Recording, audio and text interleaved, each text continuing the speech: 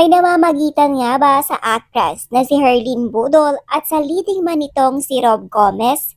Ito'y matapos na maging usap-usapan ang screenshot ng palitan ng mensahe ni Herlyn at Rob na kung saan mismong sa account ng aktor ito nakapost. Hinala ng mga netizen sa yang partner ni Rob na si Sheila Roberta ang nag-upload nito sa social media ng aktor. Mababasa ang usapan ni Rob at ni Herlyn kung saan nagtatanong ang aktor kung nakabili na ba ng pregnancy test itong si Herlyn.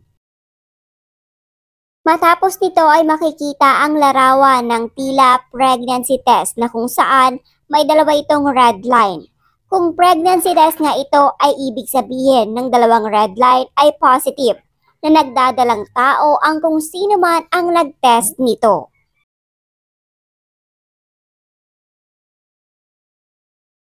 Hindi lang dito natapos ang screenshot ng convo ni Herlyn at Rob dahil mababasa din na sinabi ni Herlyn na kung anumang resulta ang lumabas ay sana daw hindi siya iwan sa ere ng aktor na si Rob Gomez.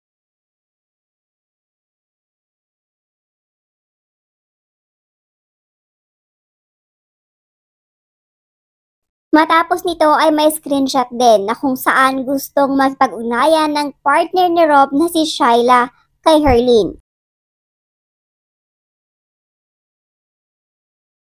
Ngunit bago nito sagutin ay nagtanong muna si Herlyn kay Rob at mababasang tila alam na ni Rob may nalalaman si Sheila tungkol sa kanila ni Herlyn Budol.